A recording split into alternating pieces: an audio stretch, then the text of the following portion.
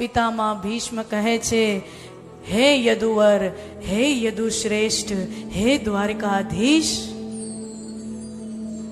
હું પિતા છું, મારી દીકરી કુંવારી છે અને હું મરણના કાંઠે ઊભો છું. પિતામાં ભીષ્મ ઇતિ મતિ રૂપ કલ્પિતા વિતૃષ્ણા. હે યદુશ્રેષ્ઠ, હે દ્વારકાધીશ, હું એક કુંવારી કન્યા દીકરી કેવી સુયોગ્ય પાત્રના હાથમાં સોંપી નથી, એટલે હું વ્યથિત છું, ચિંતિત છું. મરતા મરતા પિતામાં ભીષ્મ પોતાની ચિંતા વ્યક્ત કરી રહ્યા છે. આહા, હવે આપણને આ કેવો ઘાત પડે. પિતામાં ભીષ્મ એમ કે મારી એક કુંવારી કન્યા દીકરી છે, મારે કુંવારી છે. સંસારનો સાધારણ પિતા હોય ને, એને એવો કોઈ બીમારી લાંબી ચાલે સમજી લ્યો, અને મરણ પથારી હોય અને દીકરી નું સગપણ ન કર્યું હોય, તો પિતાને, એ મરણાસન પિતાને, મરણ પથારી પર સૂતેલા પિતાને પોતાના દીકરાની ચિંતા ન થાય, પણ પોતાના દીકરીની ચિંતા સાથે એ વ્યક્તિ મૃત્યુ પામે, પિતા મૃત્યુ પામે. મારી દીકરીને કોઈ સુયોગ્ય પતિ, દીકરીની ચિંતા પિતાને થાય, સંસારના સાધારણ પુરુષને થાય. અને આ જ વાત પિતા કે જેનું બ્રહ્મચર્યનું ધારી પિતામાં ભીષ્મ, એની દીકરી હોય, જેને બ્રહ્મચર્યનું વ્રત લીધું છે, એ પિતામાં ભીષ્મની એ દીકરીને, એ કુંવારી, આવી કુંવારી દીકરી હોય. પિતામાં ભીષ્મ કહે છે, હા મારી દીકરી છે. કોણ? તો કે પરણાવી નથી, મારી બુદ્ધિ રૂપી, મારી મન રૂપી કન્યા, એનું લગ્ન મેં કોઈની સાથે કરાવ્યું નથી. મારું મન, મારી. પણ પિતામાં ભીષ્મનું આખું જીવન ચરિત્ર જુઓ. પિતામાં ભીષ્મનું જીવન, એનું મન, એની બુદ્ધિ, એનું ચિત્ત, ન નામ મેં લગા, ન નામ મેં લગા. મારી ખ્યાતિ થાય, પ્રખ્યાતિ થાય, સુપ્રસિદ્ધિ, કોઈ નામનાની ચિંતા નથી. ન દામ મેં લગા. જેના હકની હસ્તિનાપુરની ગાદી તો પિતામાં ભીષ્મની હકની હતી ને. ખરેખર પહેલો હક એનો હતો. પોતે હાથે કરીને પોતાના હકની રાજગાદી જતી કરી છે. એટલે રસ દામમાં નહોતો, પૈસામાં રસ નહીં, રાજગાદીમાં રસ નહીં. ન નામ में रस है, न दाम में रस है, न चाम में रस है. ચામમાં રસ નહોતો એટલે તો બ્રહ્મચર્ય વ્રત અખંડ રહ્યું ને. न नाम में रस है, न दाम में रस है, न चाम में रस है. હે યદુશ્રેષ્ઠ, મારું મન હજી સુધી ક્યાંય લાગ્યું નથી છે, અને મરતા મરતા મરતા હું મારા આ મન રૂપી કન્યાને, મારી મતિ રૂપી કન્યાને, હે દ્વારકાધીશ, તમારી સાથે પરણાવવા માંગુ છું. ઇતિમતિ રૂપ કલ્પિતા વિતૃષ્ણા ભગવતી સાત્વત પુંગવે વિભૂમની સ્વમ.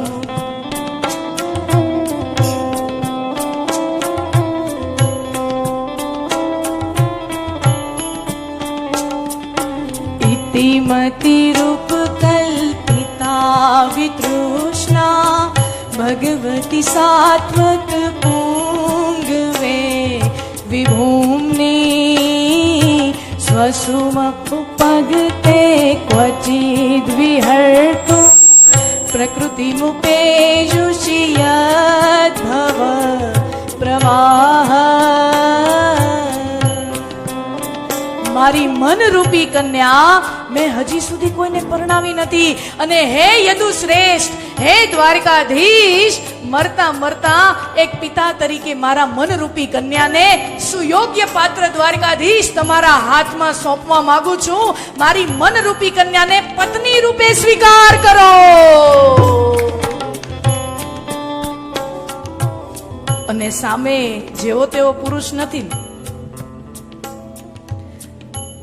સંસારના સાધારણ પુરુષને તો કોઈ પણ માગવું આવે ને એમાં એ રાજીનો રેડ થઈ જાય. માગવું તો આવ્યું, બરોબર, એનો વિચાર બદલે ઈ પેલા કરો કંકુના. પણ સાमने कौन है? अखिल ब्रह्मांड अधिनायक द्वारकाधीश है। द्वारकाधीश पूछते हैं पितामह भीष्म से, पितामह તમે પોતે પોતે પરબારું નક્કી કરી લ્યો એમ ન હાલે। પોતે પોતે મને મન નક્કી કરી લીધું મારી દીકરીને તમે પતિ રૂપે સ્વીકાર પत्नी रूपे स्वीकार कर लियो एम न हाले। पिता को चाहिए कि वो अपनी पुत्री से पूछे कि ये युवक तुझे पसंद है, ये पात्र क्या इसके साथ पूरी उम्र गुजार सकोगी? पिता को चाहिए अपनी पुत्री से पूछे। तमे मनोमन कही दियो आनी हरे पेणी जाओ एम नो हाले, दीकरी ने पूछो तो खरा। प्रभु मैं मारी दीकरी ने पूछी लीधुं छे અને મારી દીકરીને તમારા પ્રત્યે, મારી મનરૂપી કન્યાને તમારા પ્રત્યે અનન્ય પ્રેમ થઈ ચૂક્યો છે પ્રભુ, એનો સ્વીકાર કરો। આહા એમ તમારી દીકરીએ મારામાં જોયું શું? તમારી દીકરીને હું પતિ રૂપે પસંદ આવી ગયો, પણ તમારી દીકરીએ મારામાં જોયું શું? ત્રિભુવન કમનમ કમાલ વર્ણમ રવિકર ગૌરવરાંબરમ દધાને વપુરલ કકુલાવૃતાન નાબ્જમ विजय सखे रतिरस्तु मे नवद्या।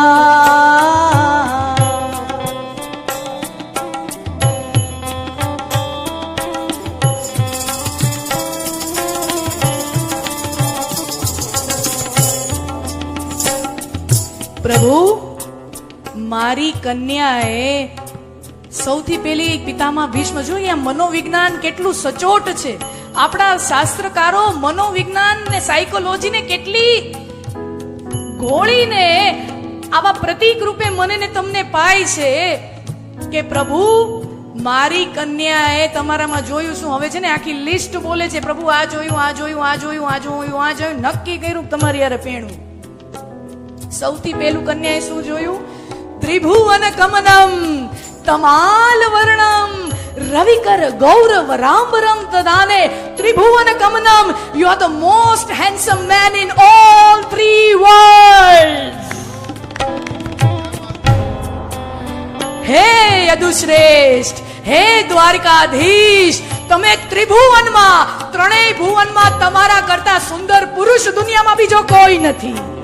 તમારું સૌંદર્ય જોઈને મારી કન્યાને તમારા પ્રત્યે પ્રેમ થયો છે। મનોવિજ્ઞાન આંખ સૌથી પહેલા ક્યાં આકર્ષાય? રૂપમાં। અને શ્રી કૃષ્ણ જેવું રૂપાળું બીજું કોણ હોય? અધરમ મધુરમ નયનમ મધુરમ વદનમ મધુરમ ચલિતમ હસતમ ચલિતમ મધુરમ હસિતમ મધુરમ મધુરાધિપતે રખિલમ મધુરમ। જેની આંખો મધુર, જેના હોઠ મધુર, જેનું ચાલવું મધુર, જેનું હસવું મધુર, કોણ? પ્રભુ મારી કન્યાને તમારું રૂપ જોઈને તમારામાં આકર્ષણ થયું। અને વાત એ સાચી છે, આપણા શાસ્ત્રકારો કેટલી સરસ વાત કરે, કન્યા વરયતે રૂપમ। બરાબર, આપણા શાસ્ત્રકારો શું કે? કન્યા વરયતે રૂપમ પિતા વિત્તમ માતા કુલમ। એટલે આ તમે જો હક પણ થાય ને તો માં છે ને ઈ જમાઈનું કુટુંબ જુએ, પરિવાર જોવે, સંસ્કાર કેવા છે, જમાઈ વિવેકી કેવો છે, એની સાસુ કેવી છે, મેન તો સાસુ કેવી છે, કારણ કે એને સહન કર્યું હોય ને એટલે બધું જુએ ને। કુળ કેવો છે, પરિવારનો માહોલ કેવો છે। પિતા શું જુએ? પિતા વિત્તમ, ઘર કેટલી, ગાડી કેટલા, બંગલા કેટલા, ધંધા કેવા, નોકરી કેવી, પગાર કેટલો, આવક કેવી। પિતા વિત્તમ, બાપ છે ને ઈ જમાઈ કમાઈ કેટલું ને ઈ જુએ। માં જમાઈના કુળનું સંસ્કાર કેવા છે ઈ જુએ। અને મિષ્ટાન ઇતરે જનાહા, અને બીજા સગા સંબંધી હું જુએ? લગનના જમણવારામાં વાનગીઓ કેટલી છે, કયા કયા કાઉન્ટર રિસેપ્શનમાં, કયા કયા કાઉન્ટરમાં,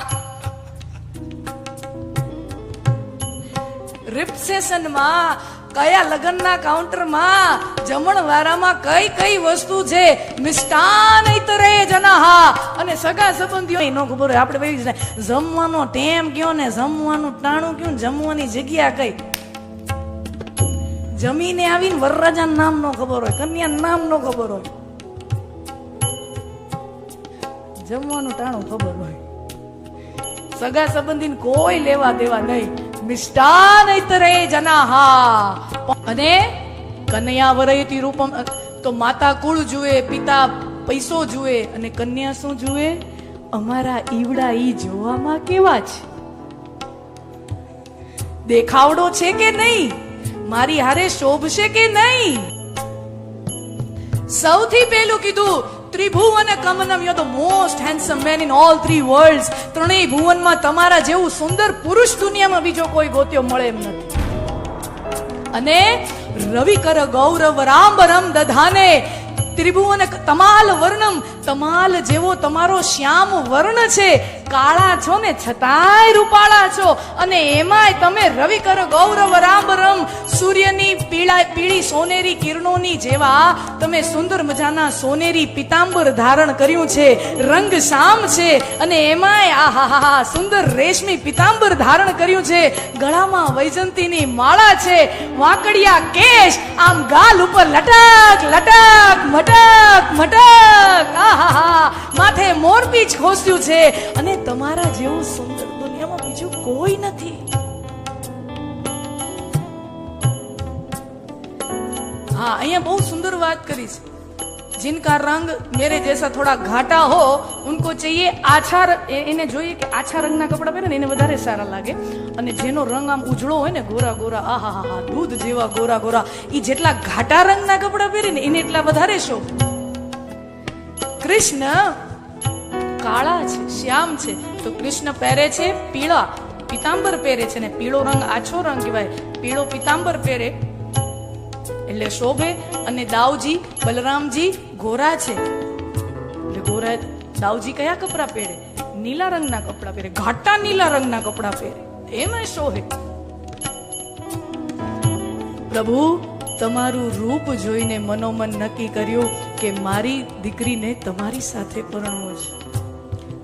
પ્રભુ કહે તમારી દીકરીએ ખાલી મારામાં રૂપ જ જોયું?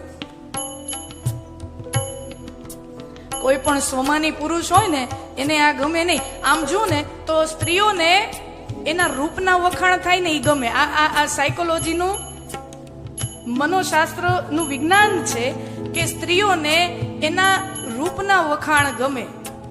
પુરુષને તમે એના રૂપના વખાણ કરો, એના કપડાના વખાણ કરો, એને એ બિચારો હેપટાઈ જાય, એને એમ થાય કે આમાં હવે કરવું શું. हाँ, એને એના રૂપના વખાણની પડી ન હોય. स्त्री को अपने रूप के बखान सुनना अच्छा लगता है और पुरुष को अपने कर्तृत्व के वखाण सुनना अच्छा लगता है. પુરુષને પોતાની કળાના, પોતાના કર્મના એના વખાણ સાંભળવા પુરુષને ગમે. તો શ્રી કૃષ્ણ કહે છે ખાલી રૂપ જ જોયું? નાના પ્રભુ, ખાલી રૂપ નહીં, તમારી અંદર સૌંદર્યની સાથે સાથે રૂપાળા તો છો. રૂપાળા તો ઘણાય હોય, પણ રૂપાળા હોય ન માલા હોય તો હું ગામના? તમે તો રૂપાળાય છો ને પાછા શૂરવીર છો. મારું શૌર્ય ક્યાં જોયું? પ્રભુ કહે મારું શૌર્ય ક્યાં જોયું? અરે પ્રભુ, મહાભારતના મેદાનમાં યુદ્ધમાં તમે અર્જુનના સારથી બનીને બેઠા હતા. સામેથી એને બાણોની વર્ષા થાય, સામેથી એવા ને એવા બાણોના વર્ષા, આમ વરસાદ ચાલુ હોય. તો હવે અર્જુન ઉપર બાણ છૂટતા હોય, પણ એવું થોડી છે કે સામેથી બાણ છૂટે ખાલી અર્જુન એના રથીને જ લાગે. અમુક બાણ ઘોડાને લાગે, સારથીને લાગે, બાણ તો બધે વિંધાય. તમારું શરીર રક્ત રંજિત થાય, સામેથી બાણ આવે તોય તમે એની પરવા કર્યા વગર એવી મુસ્તૈદીથી તમે અશ્વની લગામ હાથમાં લઈને આમ ને આમ ને આમ ને આમ ને એવું સુંદર રથ હાંકલી અને તમે તમારા રથી અર્જુનની રક્ષા કરી. અર્જુન બચી શક્યો છે, અર્જુન યુદ્ધ જીતી શક્યો છે, તો એ આપના શૌર્ય કર્મના કારણે મહાભારતના યુદ્ધમાં આપના શૂરવીરતાનો હું સાક્ષી રહ્યો છું. પિતામહ ભીષ્મ કહેતે હૈ, યુધિતુર ગરજો વિધોમ્ર વિશ્વ ક્વચલિલ ક્ષમ વાર્યલંકૃતસ્ય.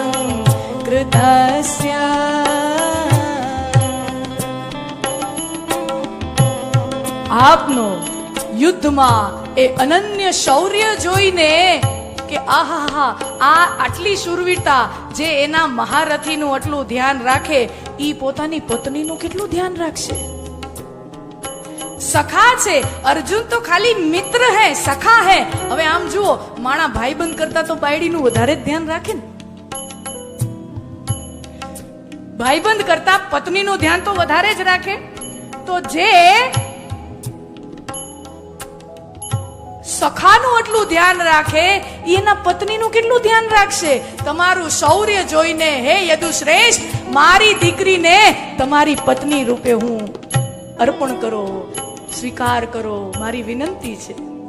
અચ્છા, સૌંદર્ય દેખા, શૌર્ય દેખા. જો રૂપાળો હોય પુરુષ, શૂરવીરે હોય, પણ અઈડ મગજનો હોય તો શું કામ?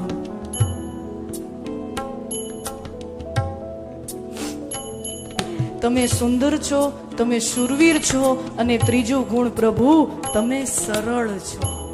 તમારી સરળતા જોઈને મારી કન્યા તમને અર્પું છું. અને તમે જોજો, શૂરવીરતા પછી સીધી સરળતા કીધી. આય સમજવા જેવું. સ્ત્રીઓ કો કૈસા પતિ चाहिए? સ્ત્રીઓને એ સંબંધીમાં ફરતો હોય તો એનો વટ પડવો જોઈએ. કેવો જીવન સાથી ગમે કે બધાની વચ્ચે જેનો વટ પડવો જોઈએ, ઈ આમ પ્રવેશ કરે ને ત્યાં બધા આમ ઊભા થઈ જવા જોઈએ. એવો એનો પ્રભાવ હોવો જોઈએ, એવો એનો વટ હોવો જોઈએ. તો સ્ત્રીઓને પતિ એવો ગમે, પુરુષ એવો ગમે કે ગામમાં એનો વટ પડે પણ ઘરે હું કહું એમ કરે.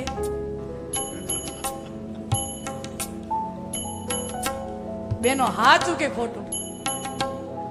હા બોલો.